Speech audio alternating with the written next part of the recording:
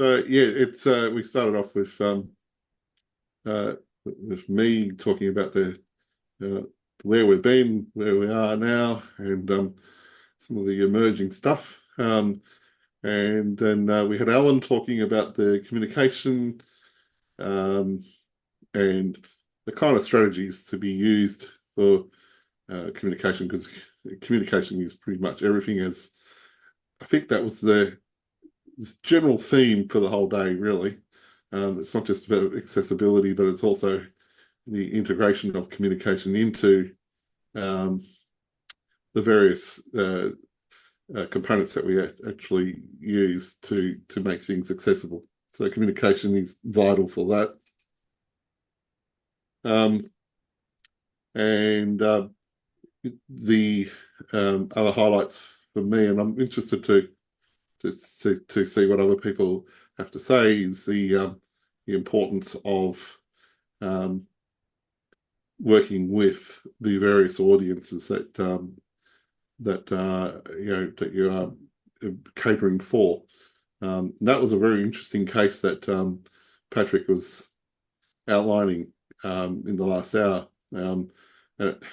Uh, Patrick, you practically gave me nightmares because uh, I was working for I did a contract for a very large pizza company. I can name it Domino's. um, some 13, 14 years ago, and we were the first people to use ARIA in the Domino's app and website for tracking pizzas, and it was really cool. It's a great little thing that we had going there. It was one of the developers and myself who we got talking once, and I was brought into the project, and we always had so much difficulties, not with the IT department, not with the CIO, not with not even Don May was disappointed. It was the marketing department that were always saying, "Oh, we don't need to have accessibility," or "We don't need to have this or that." And I would say to them, "Well, I've got a right to know what your advertising is as much as everyone else has." So, by a lot of research and a lot of practices, shown to them that having accessible marketing is just as powerful, in fact, more powerful than um, just having little blurbs that are not going to be spoken by screen readers. So, yeah, I think every blind person hated me there for a while because they were saying, well, we don't need it. But yeah, the nightmares that I had trying to convince marketing was uh, sort of came to surface there. So, um, but it was good to see that you actually got some success there, even though it was that was a challenge, and it always is. So I think we'll open up for some questions. How do we want to do this? Uh, People want to just write them in, or if they want to raise their hands and chime in. If you do speak, just say your name and ask the question, and we'll see what we can do. Now, we don't have Ellen, but I'm pretty sure. Have we got everything? Everyone else? Yeah, Nick's back They're on, in. Sujit's not back in yet, but Nick is right? here. Shannon's here. Yeah, everyone else is here. All right. Okay. All right. Okay, Well, so let's open the floor and see what people have to say. Or yeah, if you want to say a comment, or if you want to relate to or yeah, convey some sort of information that you may have found or would like to expand on, then feel free to do that as well. I think we'll try to finish around about what time is it? 4:30? oh, Is that gonna? yeah, Yeah. about 4:30, yeah. Tim, Okay. do you have anything that you want to say or type and I'll read it out? Oh yeah. So Uh, Tim's lost his microphone. Yeah. yeah. Yeah. So put anything in. Nick, what do you think? What are your thoughts I'm on? hoping that I'm on my Mac Oh, now. awesome. Yeah, I've just tried to use my iPhone as a microphone, and that seems to have worked. yeah, Hey. awesome. So Yeah, what look, do you go to? sorry. I was just going to say, I find it for me, it's a really kind of interesting sort of subject. And I think, Narelle, I joined a session of yours probably this time last year, I think. Yes. Yeah. Mm. That I find, and I've kind of switched roles a little bit since then and moved into sort of like an end user experience management role. But I think for me, starting to understand bringing accessibility into, you know, the organization that I work with is like 25,000 people. And so starting to understand as I work with that business and, you know, start to have to do things like communications and do understand the journeys that staff members are kind of going on. You know, accessibility is such a huge focus, you know, everywhere at the moment, and it should be.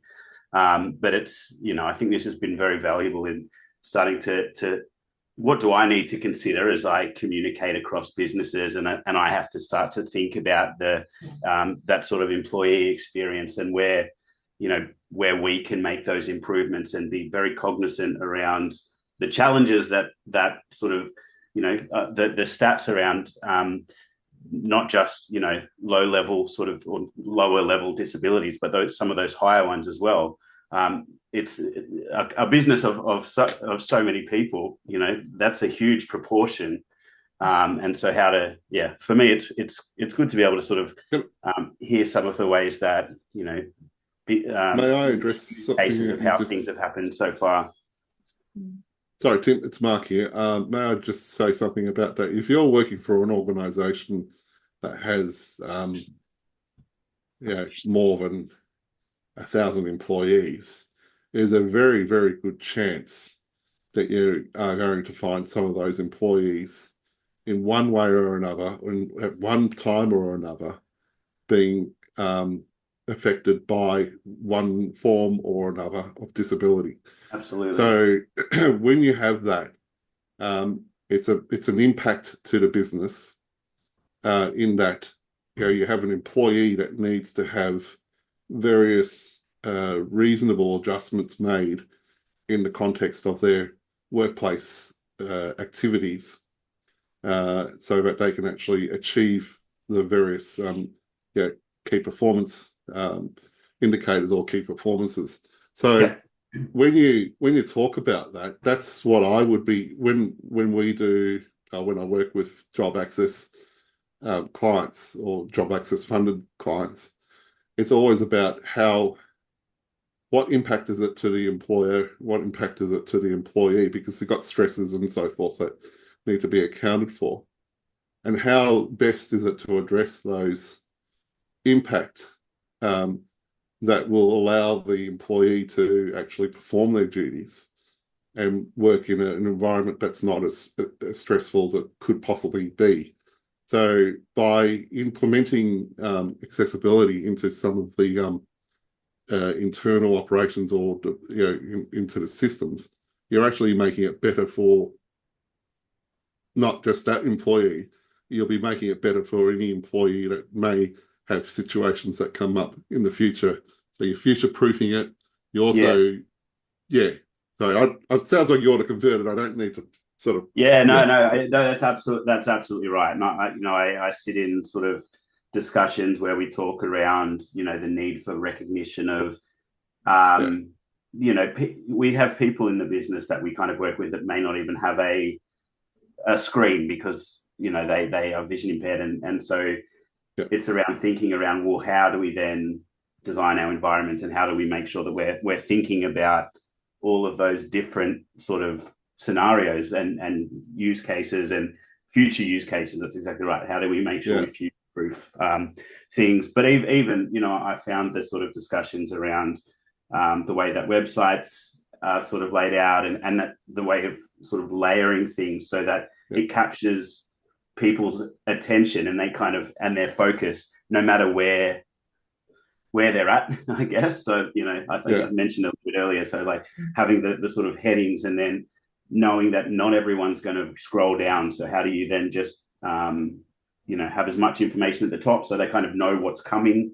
I found that really kind of useful because, again, I'm trying to communicate with a business of a huge amount of people.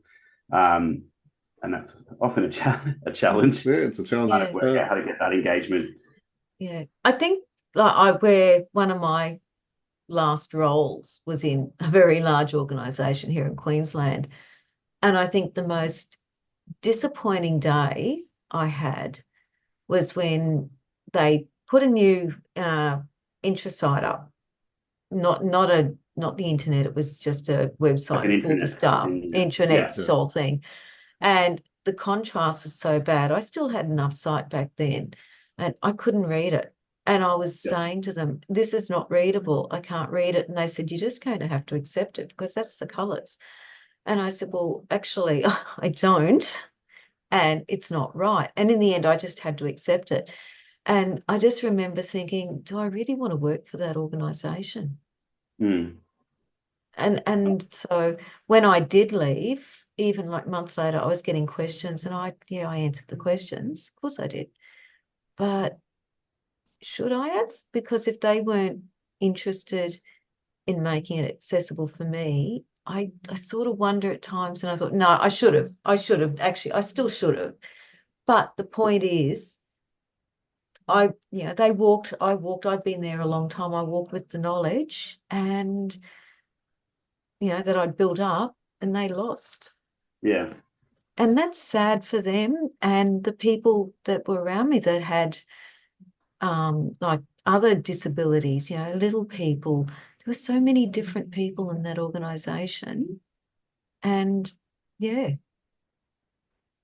Yeah, it was and I sad. like that for me again is like one of the areas where a communications port is the internet for the business, and but not even that. It's like how do we brand an email to make sure that the visibility, like that sort of accessibility is factored in because I have a particular design aesthetic. I like a lot of monochromatic and black and very harsh kind of design, but that's not what might be the best for general communications. So yeah. Oops. Yeah. What's your if you're take working on for it? if you're working for such a large organization too, many of those larger organizations will have a diversity and inclusion policy or suite of diversity and inclusion policies. Yeah. It's a matter of making sure that it's a very simple thing, actually. It's making sure that the WCAG is actually incorporated into those policies.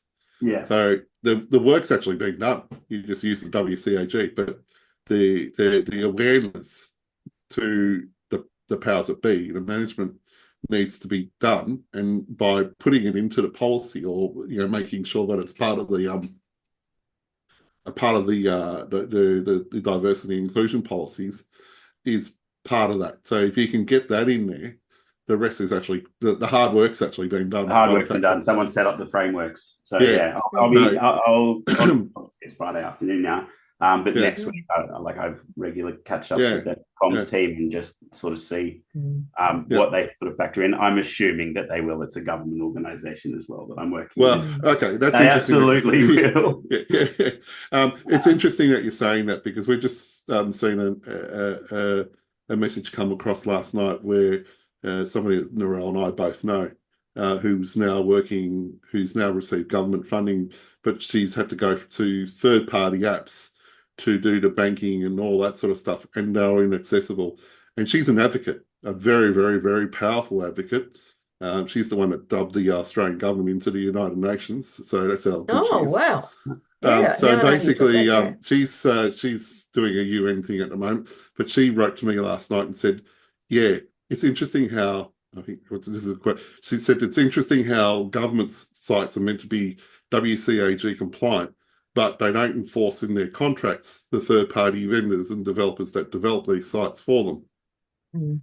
I also think it comes back to, in the unis, in TAFE, WCAG is not getting taught in business, in IT, not to the extent that it should be. And it's not, it should be, obviously the WCAG, the standard is backed by the Disability Discrimination Act 1992, the Queensland Discrimination Act 2019, the Human Rights Commission, but it's there, but no one is going to push it. There's been 2 or 3 landmark cases, 2 landmark cases plus the audio description case, which ended up at the UN. And that's about it, because I think it also comes back to people with disability accepting the status quo because they're frightened they're going to lose a job. You know, they're back working. And that's such a big thing when you're suddenly back working, you've got a job and you're productive and you're part of the community, and you're going to work every day and you've got money to spend, you've got money to live on, you're not reliant on a pension, and whoops, you can't do this. And that feeling is, oh, Muscat, do you want to? Yeah, sorry guys. Yeah, and it really, it's demoralizing. It's scary. It's such a scary feeling to think if you speak up, you're at risk of losing your job. Or that nothing will happen to some of the other points before, you know, it'll Yeah, just... and that's it. I've had a similar experience with not myself, a friend of mine who relies on online interpreters to do their job or other accessibility needs for communication. And he was once working at a very highly sensitive organization. So they had to go through quite a few security loopholes to just work there.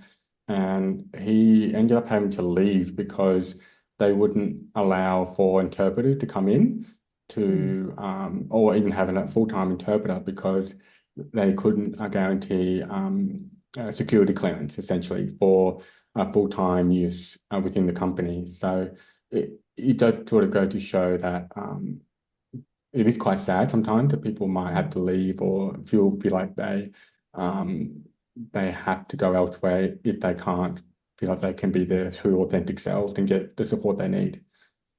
Yeah, and be productive members of our society.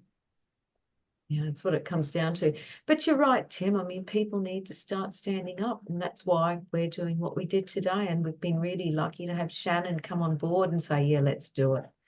You know, it's been a great thing that Shannon's picked up and run with. So, you know, I'm really thankful to Shannon. Diana, what are you thinking about, you know, Nick, Surjit, about what we've been talking about? What's your points of view on this? I would say we have to hit on what's in it for them.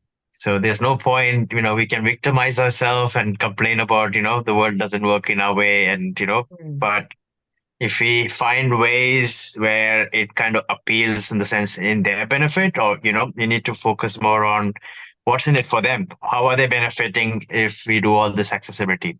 Maybe show numbers, you know, show how much profit they're missing out. But if we start appealing in a victim mindset, I don't think we all, you know, nobody cares, unfortunately. That's how humans are. You know, we all care about ourselves, you know. So if you're doing strategy or something, you know, you got to give an incentive. Either the government gives an incentive or the free market try to give some incentive for, you know, having this kind of system and checks in places. Otherwise, you know, nothing's going to happen. That's how the world works. Yeah, you're right. Nick, Kim's just put a message up for you, a question for you in the chat. Can you see it? Yes, I can see that. So how do I highlight with our clients the area of accessibility we're introducing to their websites? And how can we share the standard with our clients with new builds? Is there a logo accreditation element for websites? So, yeah, that's a really good question.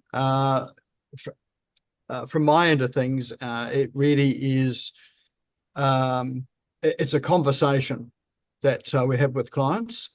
As far as I'm aware, there's no sort of accreditation or sort of logo or anything like that to put on the website. Not to say that you know. Excuse me, Nick. There is a certification that you can get once it's been accredited and audited and everything. It's got to be audited and everything else. Then you can put the certification report, accessibility. So I think sort of one of the challenges when we're working with so web developers and clients. So a lot of my clients are, you know, the small to medium business sector. And when you talk about accessibility, well, they haven't even thought about it. most of the time. So unless they're consciously aware of it, that's the first step. And then once they're consciously aware that about sort of accessibility, it's like the next thing that comes out of their mouths is, how much is this going to cost me?